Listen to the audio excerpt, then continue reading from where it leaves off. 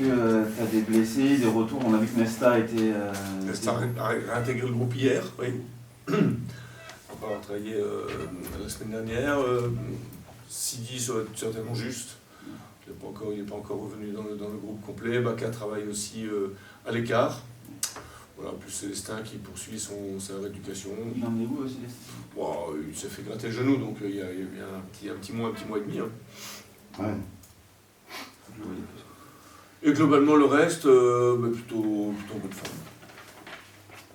Tu disais la semaine dernière que tu touchais pas une équipe qui n'était pas cassée. Enfin, je ne sais plus exactement quelle était ton expression. J'imagine qu'il y a encore moins de raisons maintenant de toucher à ce qui fonctionne bien d'un point de vue du contenu et des résultats. Oui, à partir du moment où on ne cède pas à des compressions ou à l'excès de confiance ou à se regarder dans une glace en disant que ce qu'on fait c'est bien. Voilà. Donc il faut savoir féliciter, il faut se remettre au boulot rapidement. On a fait une semaine qui m'a semblé intéressante dans l'investissement, dans l'intensité. Bon, ce qu'on a fait à Marignane, c'était pas un match facile, on l'a plutôt bien négocié. Oui, on est sur 3 victoires avec 3 équipes un petit peu différentes aussi, donc après c'est toujours une histoire de gens qui peuvent rentrer, de la forme. Est-ce que Nesta est apte à démarrer un match aujourd'hui? C'est la question, donc qui sera tranchée dans les 48 heures. Est-ce que tu dirais aujourd'hui, Philippe, que tu as une visibilité complète, enfin tu as trouvé la bonne formule finalement avec les bons hommes au bon endroit à ce stade-là? Au départ, forcément ça tâtonnait un peu, mais est-ce que tu as vraiment des convictions? Quand tu es entraîneur, que tu gagnes des matchs, on a gagné 4 sur 7, tu es plutôt content, donc c'est notre objectif de continuer comme ça. Maintenant, effectivement, on a trouvé une formule qui marche plutôt pas mal. Bon, c'est pas toujours excellent non plus, hein. On a encaissé 5 fois le premier but, je crois. Ouais, c'est ça. Donc on peut faire mieux là-dessus, encore pas plus tard que vendredi dernier à Marignane. Mais je trouve que cette équipe, comme elle est constituée, se comporte plutôt pas mal. Donc il n'y a pas de raison de bouleverser. Tu parlais de décompression, d'excès de confiance, c'est ce piège-là dans lequel il ne faut pas tomber. Complètement, l'autosatisfaction, voilà, se regarder le nombril. On est sur plutôt une bonne dynamique, une bonne période, une bonne série de victoires. Je veux dire, il faut regarder devant. C'est le match d'après-demain contre Dijon, une équipe qui va nous poser des problèmes, dont on va pouvoir vérifier qu'elle est de qualité, qui pour l'instant n'est certainement pas à la place qu'elle aimerait ou qu'elle mérite, et qui va certainement dans les semaines qui viennent pouvoir trouver la bonne carburation. Si tu gagnes, juste que ça ne soit pas le bon jour. Si vous battez Dijon, est-ce que tu considéreras que c'est un autre palier franchi justement face à cette équipe qui est une des plus, sur le papier, les plus attendues en tout cas? Oui, en toute logique. Dijon qui descend avec son budget, avec ses structures, en toute logique, est pour moi le favori mais de la poule. Mais il y a aussi des équipes qui sont constituées. Il y a Red Star qui aujourd'hui carbure fort. Et il y a toute cette dynamique un peu que les équipes entretiennent aussi. Donc on a su le faire aussi, donc on n'est pas, on n'est plus là pour se mesurer hein, à ce que peuvent nous proposer les Dijonnais. Donc bon, on est là pour l'instant on a fait 4 matchs à domicile, on a gagné 3, c'est ça, et un nul. Bon, faut continuer. Cette invincibilité-là, à la maison, c'est que ça passera par là, un bon classement, une bonne dynamique, c'est important de continuer à entretenir ça. En toute logique, parce que ça te permet entre 2 matchs à domicile, de temps en temps, si t'es performant, d'aller en gagner à l'extérieur, Ouais. Et puis ça te fait un peu, une petite planche d'appel, ça te fait prendre un peu d'avance. Vous dites que l'équipe pourrait vous poser quelques problèmes, lesquels par exemple? Qu'est-ce que vous avez analysé? Encore 4 ou 5 joueurs qui étaient là il y a 2 ans, ne serait-ce qu'en Ligue 2 l'année dernière. En Ligue 2, bon, c'est une équipe de qualité, je pense qu'il est celle qui doit avoir la meilleure maîtrise aujourd'hui collective. Il y a encore des joueurs que je connais très très bien, ce qui n'est pas le cas de toutes les équipes de nationale. Parce que quand tu ne jettes pas un œil au championnat, quand tu n'es pas dans ce championnat, c'est difficile d'avoir un œil avisé. Donc voilà, donc sa maîtrise collective, sa capacité à priver l'adversaire de ballon, à se créer des occasions de but, même si pour l'instant ils n'ont pas trouvé toujours l'efficacité. Ils ont quand même mis 5 buts contre Avranches il n'y a pas longtemps. Donc voilà, je suis très très méfiant par rapport à ça. Comment tu sens les joueurs qui étaient là la saison dernière, qui sortaient d'une saison où ils avaient assez peu gagné, par rapport à maintenant où ils ont gagné 4 fois en 7 matchs? J'imagine que si au-delà de... Enfin, mentalement, pour eux, ça doit leur changer de cadre de travail, dynamique, d'enthousiasme aussi entre eux? Ouais, obligatoirement. Je veux dire, quand tu es dans le sport, en général, dans le football en particulier, c'est sympa, mais quand tu gagnes, c'est mieux. Donc je crois qu'aujourd'hui, et c'était ma première phrase quand je suis arrivé, ce qui s'est passé, c'est passé. Il y a d'autres équipes qui sont descendues, il y a encore d'autres équipes qui descendront. Et encore une fois, c'est pas honteux, il faut juste regarder devant, mais c'est facile aussi de dire on repart d'une feuille blanche et puis on oublie tout ce qui s'est passé. C'est des traumatismes qui sont difficiles à accepter, à endurer, à digérer, parce que c'est tout un club qui est touché. Donc voilà, donc je pense qu'aujourd'hui, les joueurs, ils ont oublié la division dans laquelle ils jouent. On est en 3e division nationale, un club de Niort qui avait l'habitude de jouer plutôt en Ligue 2.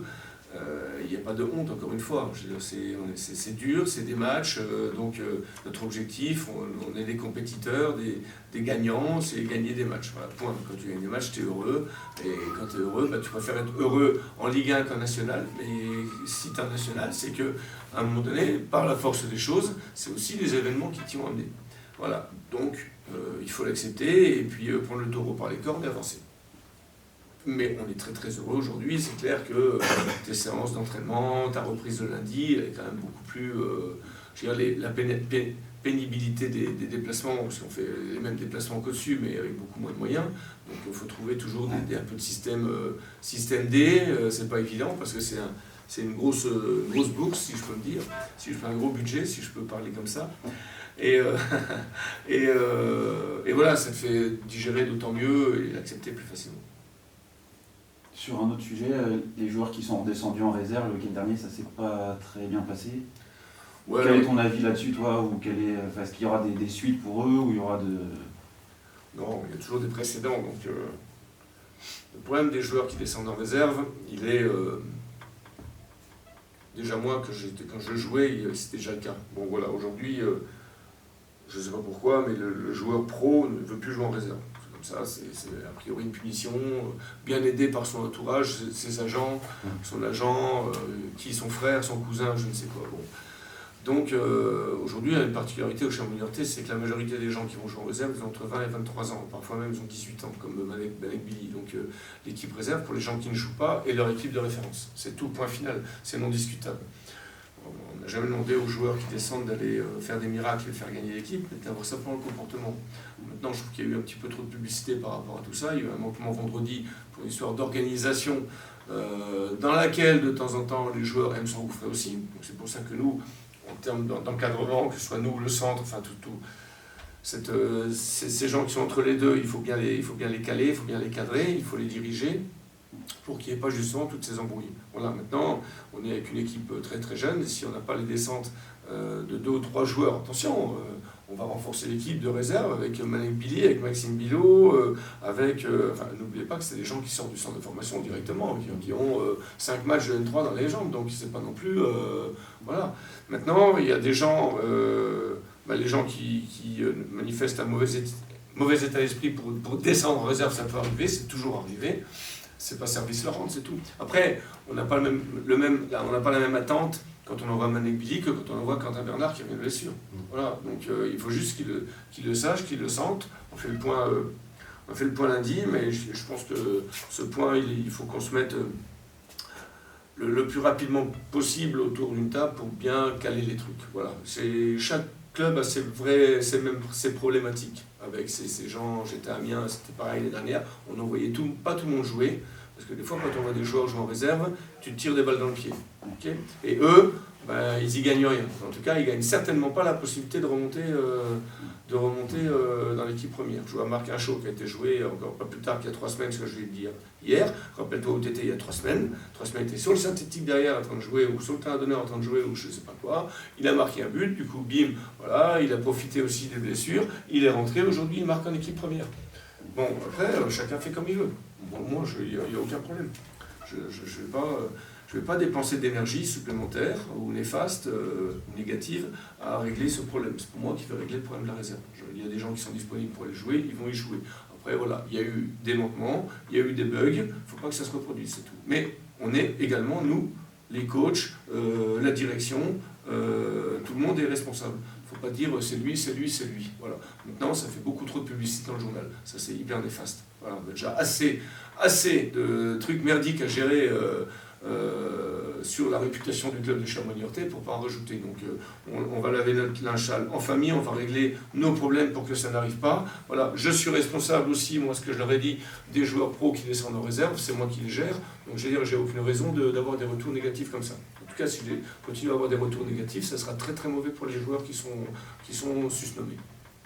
Voilà, donc j'ai l'habitude de ce genre de choses. Ça se règle en général plutôt bien. Merci de la clarification. Voilà, parce que tout le monde n'a pas les mêmes, objectifs. Et le club a aussi un objectif de sauver la N3, etc. Le joueur pro n'a peut-être pas l'objectif de jouer à N3. Je peux comprendre, des gens qui jouent depuis 2 ans, 3 ans en réserve, ils n'ont plus envie de jouer à N3. Donc s'ils ne jouent pas chez nous, en équipe première, qui ne jouent pas et ne veulent pas jouer à N3, il faut qu'ils aillent jouer ailleurs, c'est pas compliqué. À un moment donné, ils sont encore footballeurs et a priori jouer au foot c'est à peu près leur métier. Donc on s'est déjà expliqué lundi, on se réexpliquera tranquillement pour que ça n'arrive plus.